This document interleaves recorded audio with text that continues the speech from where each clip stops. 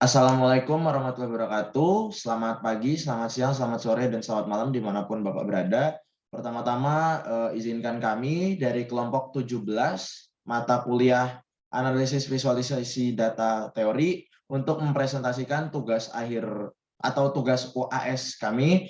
Kelompok kami beranggotakan saya sendiri Arif Rizky Putrananda dengan NIM belakang 036 dan teman saya, partner saya Fikri Maulana Aziz dengan NIM belakang 035.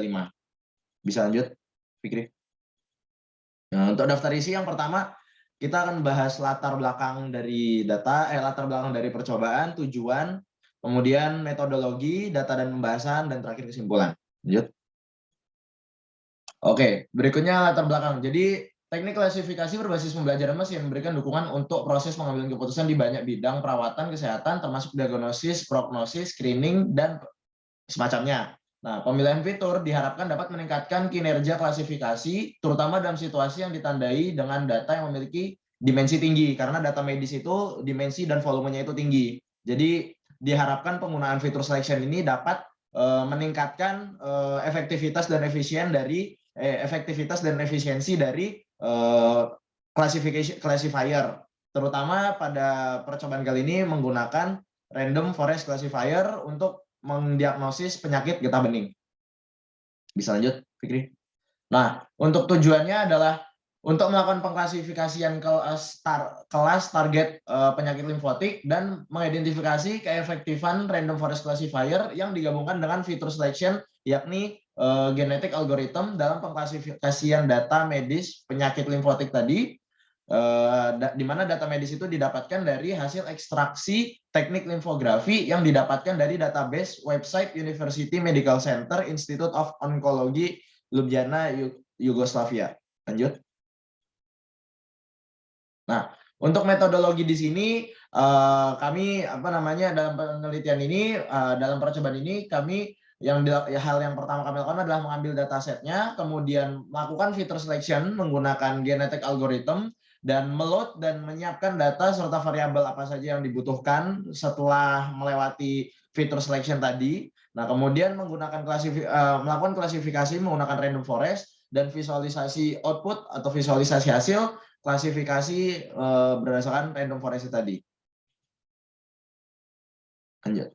Nah, berikutnya adalah dataset, di mana dataset yang digunakan ini adalah data yang didapatkan dari pusat medis Universitas Institut Onkologi Ljubljana, Yugoslavia, di mana totalnya ini terdapat 148 record atau 148 instance dan tidak ada missing value, dan untuk variabel inputnya itu ada 18 variabel, dan itu awalnya variabel kategorik yang nanti diubah menjadi variabel numerik. Nah, dan terdapat satu variabel output dengan 4 kelas penentu.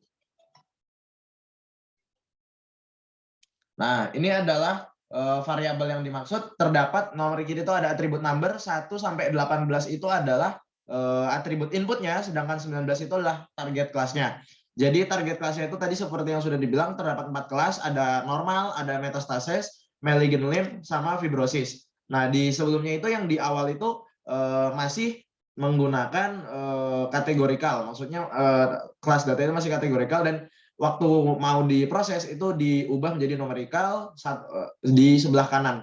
Yang di assign values itu ada kayak lymphatic 1 sampai 4, block of afferent 1 sampai 2, dan begitu sampai akhirnya target class juga dibentuk 1 sampai 4. Maksudnya dikonversi menjadi 1 sampai 4 gitu.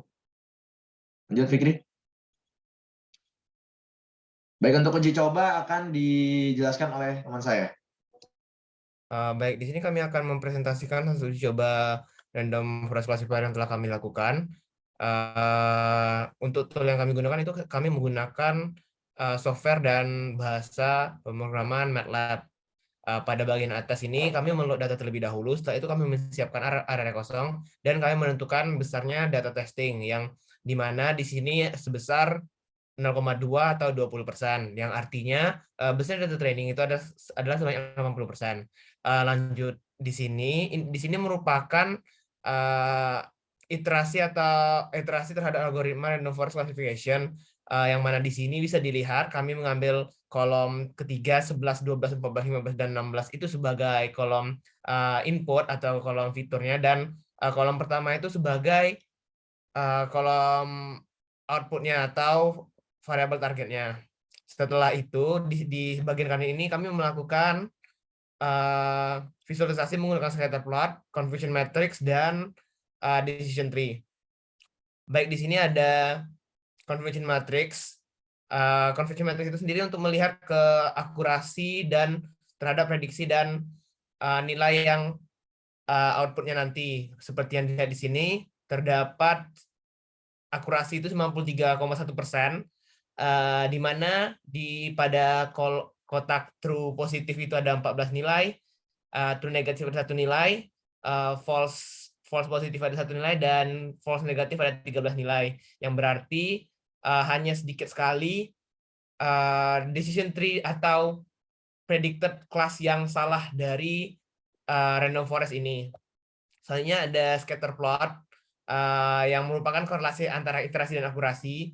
Di sini kita bisa melihat persebaran data yang yaitu hubungan antara korelasi dan iterasi, yang mana pada sumbu X itu adalah iterasi ke N, dan kolom skala Y itu untuk akurasi.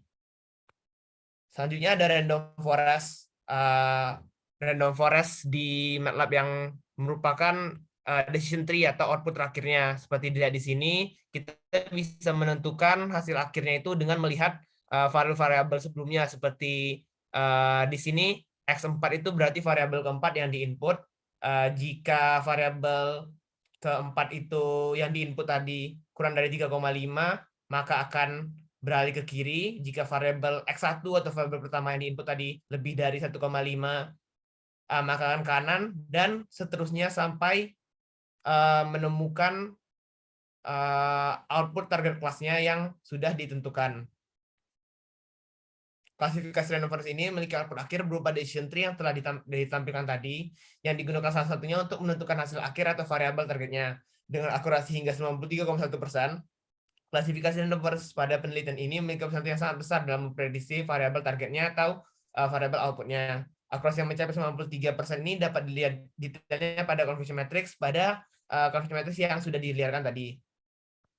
Selanjutnya, penggunaan visualization dalam melakukan random forest classifier dapat mempercepat proses dalam pemasangan output, karena visualization genetic algorithm memiliki atribut yang apa yang akan digunakan sebagai input dalam klasifikasi.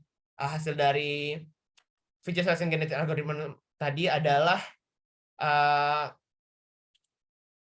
pemilihan fitur-fitur yang dipilih dan dimasukkan kepada data testing sebagai kolom fiturnya atau kolom inputnya. Baik, terima kasih. Mungkin dapat dilanjutkan oleh teman saya. Oke, baik. Terima kasih Fikri atas penjelasannya.